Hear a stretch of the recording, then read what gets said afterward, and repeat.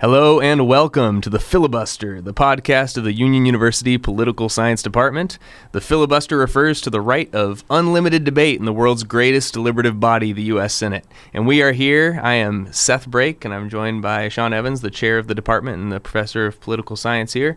We're going to be discussing the Trump administration in some ways, but we aren't going to be unlimited in the same way that the U.S. Senate is when it talks about the filibuster, because we have places to be, things to do, so we will try and respect everyone's time here. But there is a lot to talk about because we have a new presidential administration, so I have some questions I'd love to ask you. But Sean, thank you so much for joining us. Sure. Thank you for having me. Glad to be here.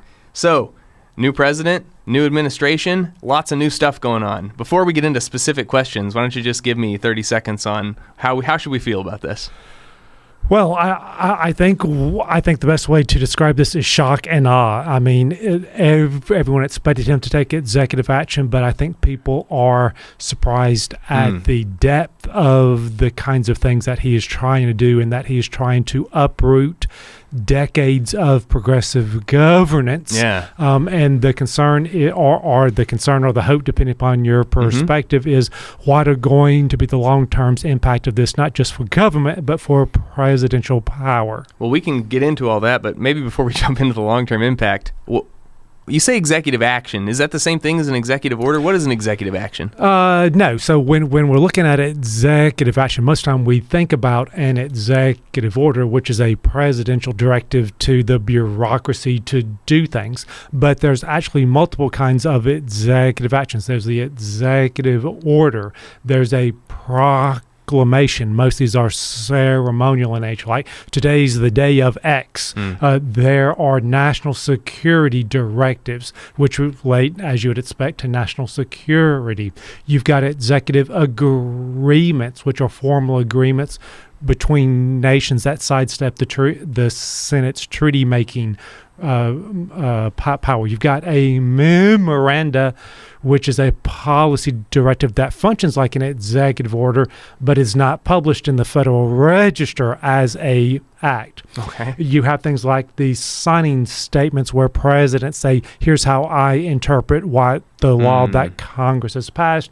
You've got executive privilege, which is the right to confidentiality among advisors so that they get all the information they need to make decisions. So it's actually rather broader than executive orders. Well, that just makes things a little more confusing then. Now, you're the one who teaches you're the one who teaches the class on the politics and government of the United States. Not me. So it's been a while since I've had this, but Sure. From my understanding of the Constitution, a lot of this sounds like Congress stuff. Where does this power come from?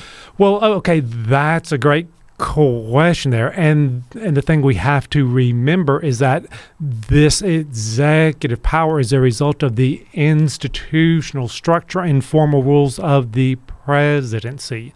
So most presidential action is prompted, recognized, and legitimized by constitutional vestments and statutory delegations. So they rely on constitutional vestments like Commander-in-Chief or National Security directives. The Take Care Clause is what Trump is relying a lot upon.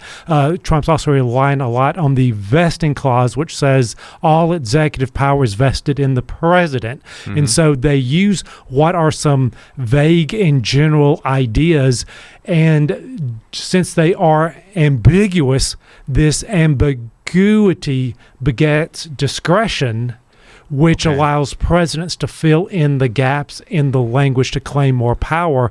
And what's key with this is, for the president to be prevented from using this power, Congress has to step in and stop it. But the president is one person, they can act quickly. For Congress to act to try to stop it, they have to get 218 in the House to agree to it, 60 in the Senate, and then those two bodies have to agree, and then potentially they have to be able to override a presidential veto to stop that. So the idea is presidents are constantly trying to increase their power, and once one president has claimed an authority, other presidents are going to claim that and try to build upon it. Okay. Now, is this new? This goes back to the first president. I mean, when we look at President Washington. He was the first one to claim executive privilege by not turning over notes to the Jay Treaty. He also issued a neutrality proclamation. And there have been other great executive actions we've heard of. The Louisiana Purchase, the Emancipation Proclamation, the internment of Japanese Americans during World War II, Johnson's establishment of affirmative action requirements for federal contractors, which Trump repealed. Even things like George Bush's declaration of enemy combatants and creating military commissions to try people. So, I mean, these are things that have gone on a lot. I mean, President Obama said, pass a law, but if not, I have a pen and a phone, and I'll use it to accomplish things. Or as former Bill Clinton advisor Paul Begala said, stroke of the pen, law of the land. And that's kind of the importance of, or the power of an executive action. So is this something that's changed over time? I mean, you've demonstrated that this has been done throughout our history. Is this changing, though? Is it being used more or less lately? Yeah, or what's going on? I think we see it being used more, and that is basically because of polarization. The thing we have to remember is that an executive action on some level is a sign of weakness because it means they can't get a law passed. And so what they are doing is they're using executive action to communicate to the public and to their supporters, here, I'm taking action to make your life better, or I am fulfilling my campaign promises, or I am advancing the ideological goals that you want. And the thing with this is it has some power, but remember, it's only temporary. Everything Trump's doing is with a stroke of a pen. A new president can come in and can change everything. Just like I think one of the first things Trump did was sign an executive order that repealed 93 Biden executive actions. And so a law is always better than an executive action, but laws require negotiation and compromise. It means you won't get everything you want. And in a polarized politics, you're unlikely to get everything you want. So why not try with executive action? So is that relative permanence the main difference between a law and an executive action? Well, that and a executive action is going to be more likely to be subject to litigation, right? Because the question is, does the president have the exact power to do what the president is claiming that he can do? I mean, what are some of the limits on the president's power? Because this seems pretty expansive. Well, yeah, I mean, and that's for. That's why the courts are playing such a large role in what this is, because Congress struggles to restrict it. Their primary power to do this is through the budget power. They could try to pass a law, but what president's going to sign a bill that overturns his power? The last time we had actually retrenched presidential power was post-Watergate, when there was a congressional and national concern about the power of the president in foreign affairs and in domestic affairs, where they passed the War Powers Resolution to restrict the president's power of sending the military into force, which, by the way, didn't work, and the impoundment power, which is what Trump is challenging here. And part of what we also see is this change in how we view presidential power. Originally, there was the constitutional theory, which the president only carries out what Congress has decided, which makes the president rather passive. With Teddy Roosevelt, he came up with the stewardship theory, that the president can do anything in the public interest as long as it's not forbidden by Congress or the Constitution.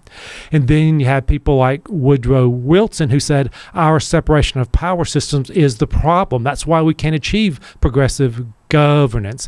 And so he wanted a stronger president, to where the president would take these vague ideas of what the public wants and interpret it on their behalf on what they want through strong executive action, which has been followed up by FDR, LBJ, every president since. And as George Will said, progressives got the powerful president they want, but with the president that they abhor. Sure. And that's kind of the concern about, or the big concern with this is we're increasing presidential power. Mm-hmm.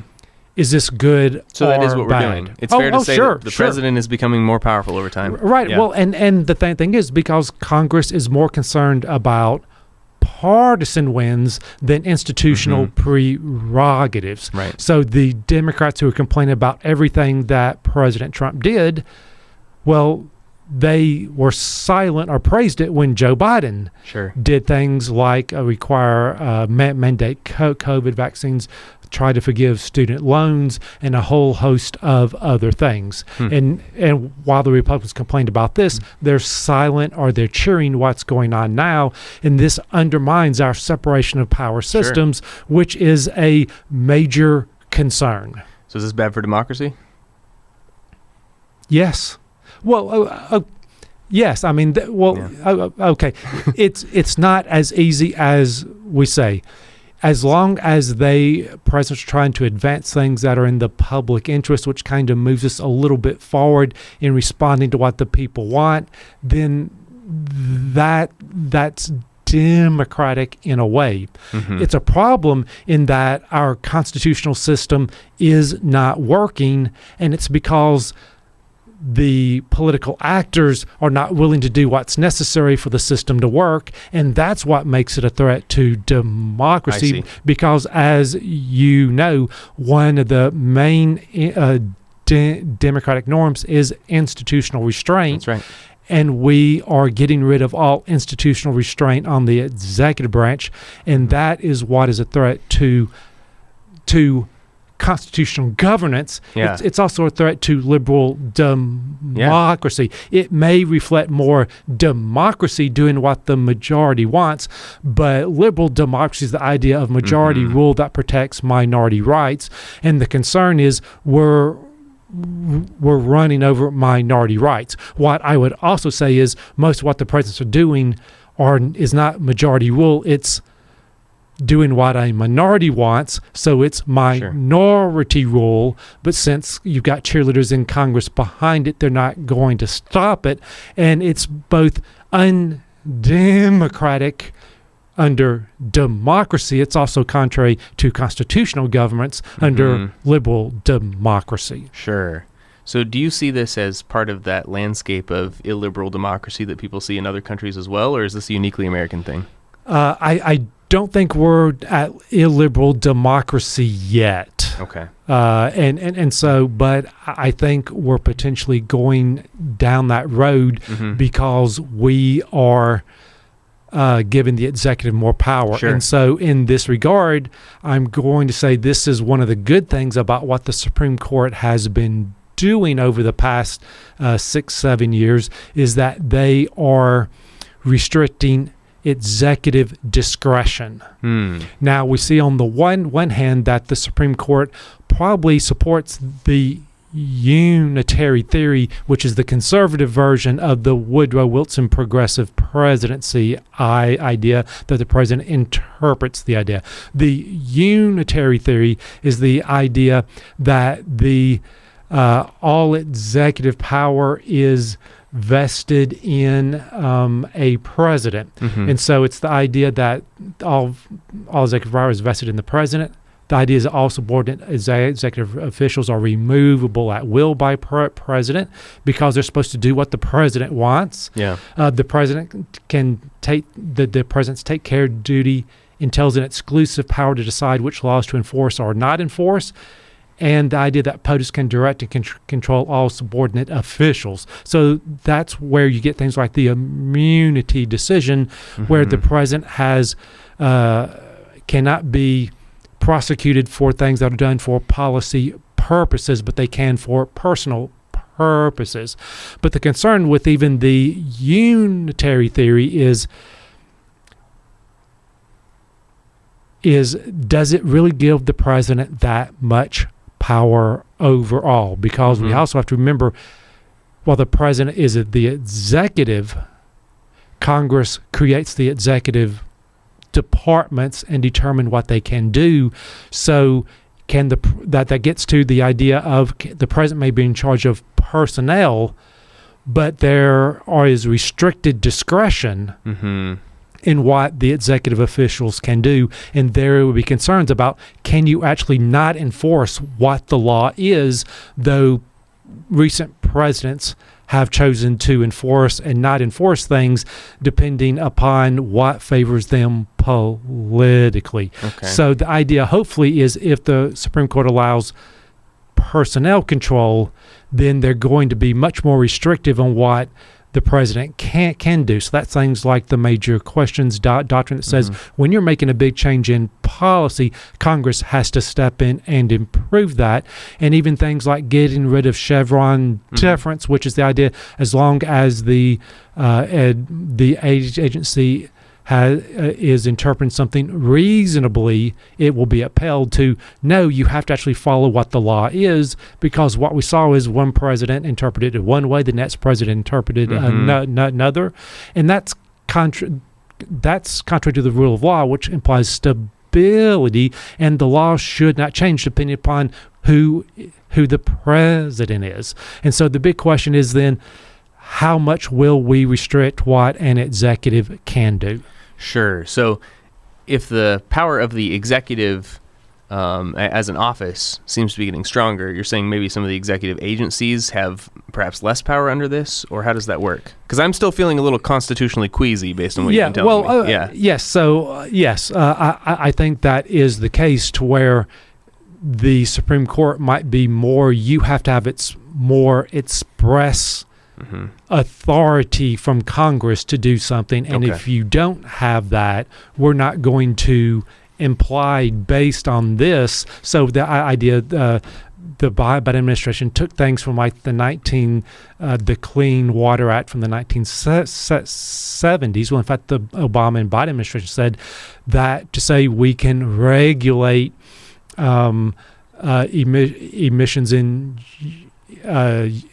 emissions from utilities and other kinds of things, when that would be a huge regulatory endeavor, in which case can the president make that decision based on something that was passed 50 years ago that no president claimed they had the right to until they decided, oh, we want to do this. Right.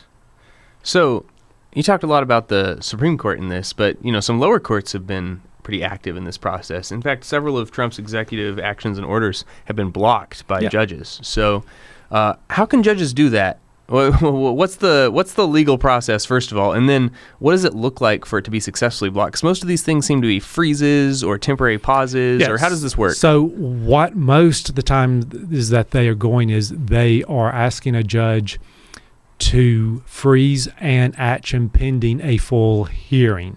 So the idea is they're asking for a temporary injunction, because if it goes through before the court hears it, it could have dramatic effects. So, for example, eliminating the USAID. Okay, the idea, we're going to hold that because we have to think through a lot of issues first. And so what you see at times is the judges issuing injunctions which are basically overly broad, and then they get response and they tend to narrow it a little bit.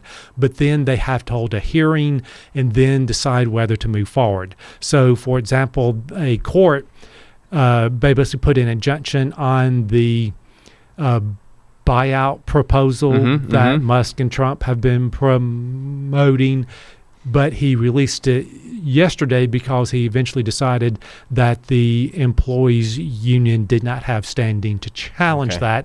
But what that means is they'll find someone who doesn't want to take that, but may be forced to challenge it. And so then at that point, a new judge might implement a freeze. So these freezes are done based on pending legislation.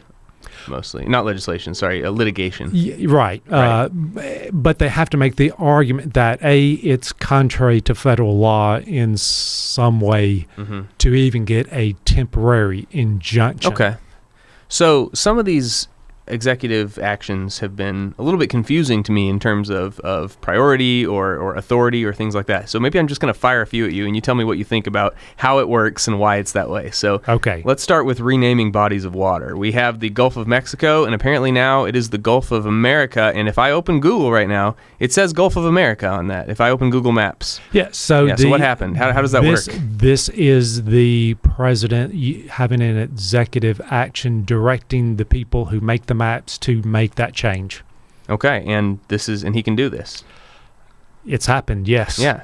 So is this something where we didn't know if he could do it till he tried and now he can? Or? Well, originally the things I heard was that he was going to have to make a few more appointments to a board which makes these decisions, but he's basically issued the directive, and whether the agency has made that decision, Google is going along with it.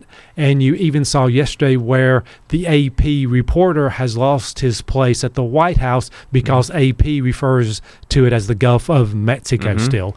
But the question is, how will everyone else around the world view?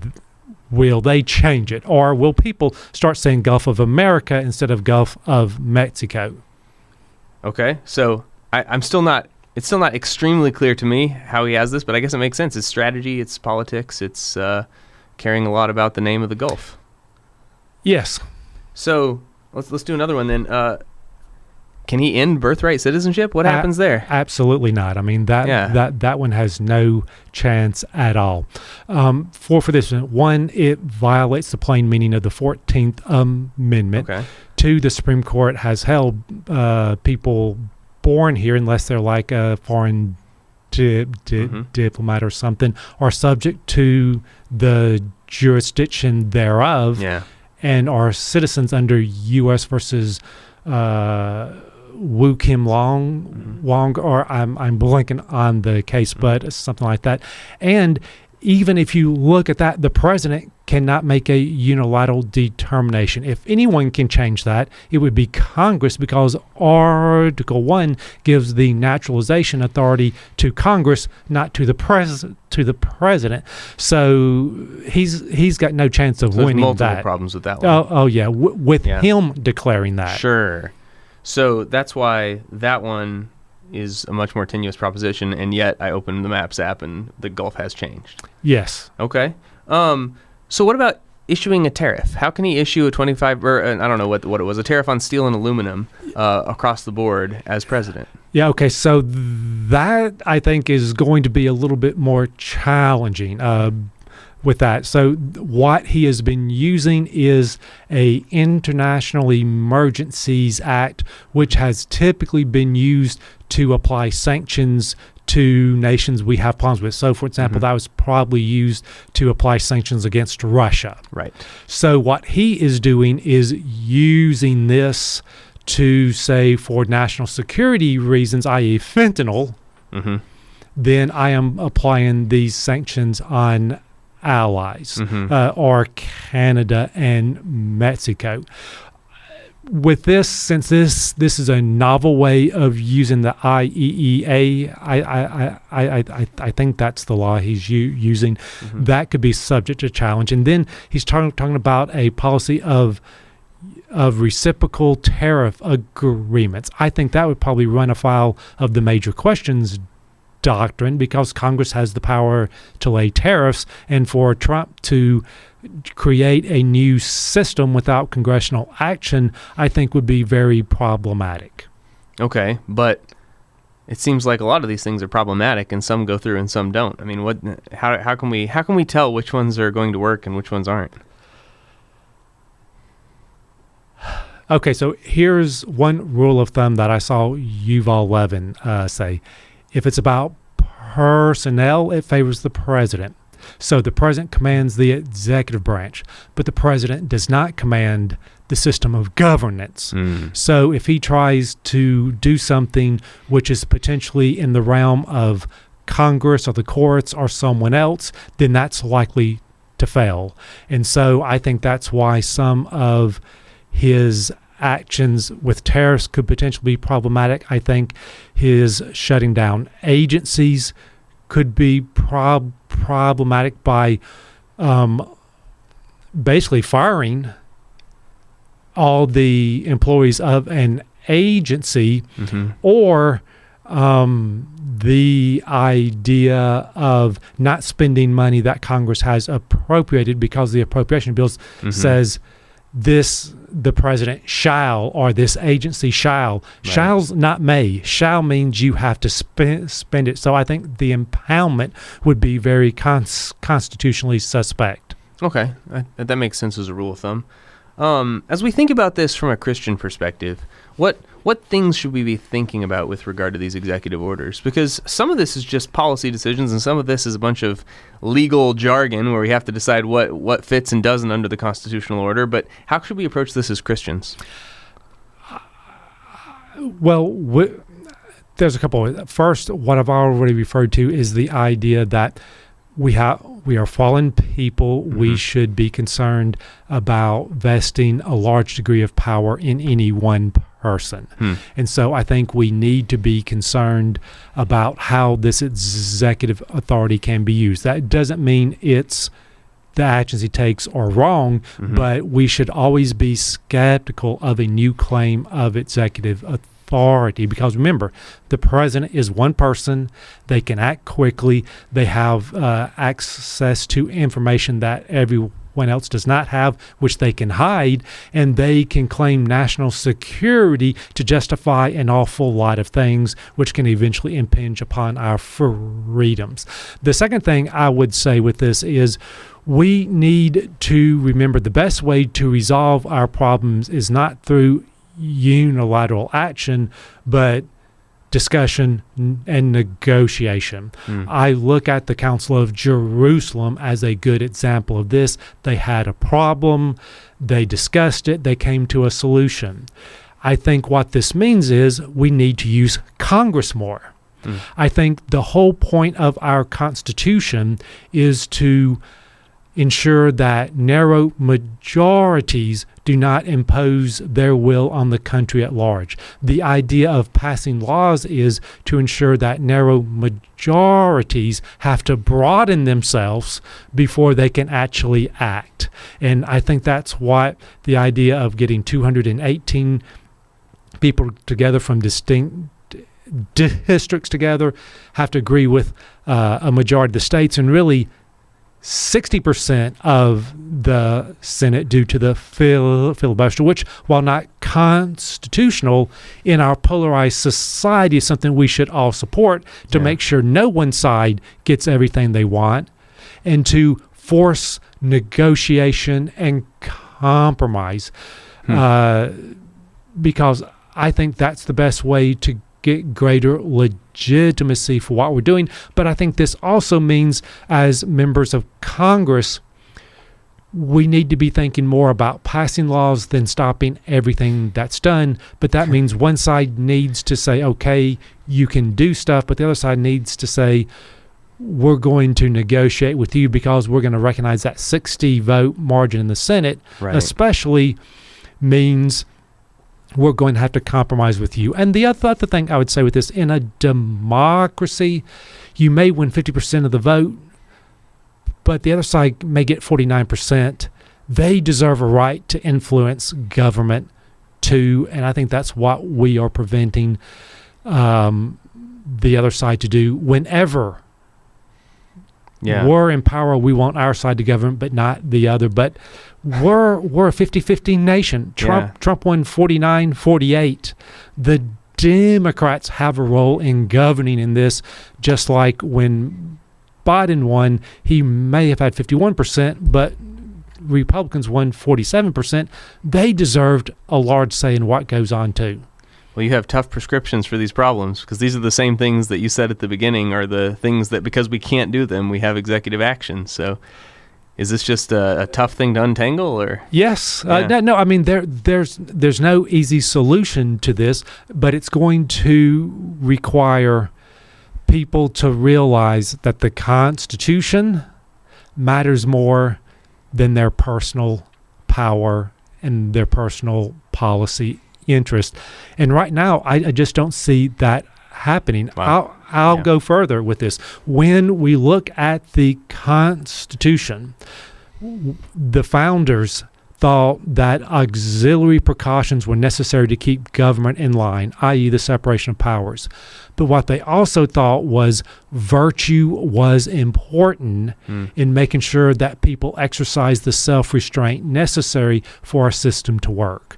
What we have seen is that virtue is declining, which allows people to do whatever they want. They're going to follow their desires, their appetites. They're not going to see a problem with acting irresponsibly. And I think when virtue begins to decline, I think that's when people will abuse their power, that they lose any sense of institutional restraint. And I think that's when democracy is at threat.